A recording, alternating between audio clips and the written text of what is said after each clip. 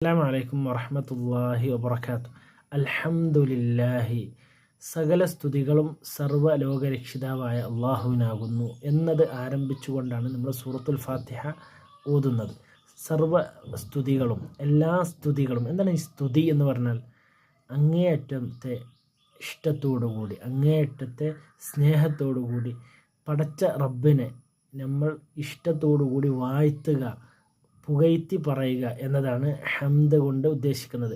അസ്സനാഉ വത്തഅളീമു ലില്ലാഹി സുബ്ഹാനഹു വതആല വഹ്ദ, അവനെ മാത്രമാണ് ആരാധനക്ക് അർഹനായുള്ളവൻ എന്നത് മനസ്സിലാക്കിക്കൊണ്ട് തന്നെ അവൻ്റെ നാമഗുണ വിശേഷണങ്ങൾ പറഞ്ഞുകൊണ്ട് അവനെ വാഴ്ത്തി പറയുന്നതിനാണ് ഹംദ് എന്ന് പറയാം, സ്തുതിക്കുക എന്ന് പറഞ്ഞാൽ. ഇത് തമ്മിൽ മറ്റൊരു പേരാണ് മദ്ഹ്. മദ്ഹ് എന്ന് പറഞ്ഞാൽ എന്താണ്? പുകഴ്ത്തുക എന്നതാണ്. പക്ഷേ അതിൽ നിന്ന് വ്യത്യസ്തമാണ് ഹംദ്. ഹംദ് ഉള്ള ഒരാൾക്ക്, അവന് പറയത്തക്ക വിശേഷണങ്ങൾ ഉള്ളയാൾക്കാണ് ഹംദ് ചെയ്യാൻ കഴിയുള്ളൂ. അപ്പോൾ ഹംദ് ഒരിക്കലും മദ്മൂമ്, അതായത് അപകീർത്തിപ്പെടുത്തുക എന്നത് സാധിക്കുകയില്ല. അപ്പോൾ ഹംദ് ഏറ്റവും ഉന്നതമായ കാര്യമാണ്.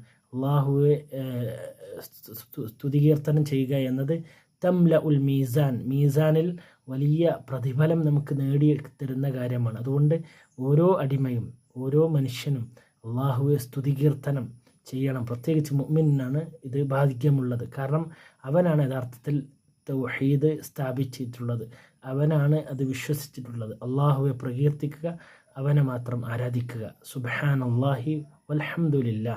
അൽഹംദുലില്ലാ എന്നത് തംല ഉൽ മീസാൻ, മീസാനിൽ കനം തൂങ്ങുന്നതാണ് എന്ന് റസൂലുള്ളാഹി സ്വല്ലല്ലാഹു അലൈഹി വസല്ലമ പറഞ്ഞതാണ്.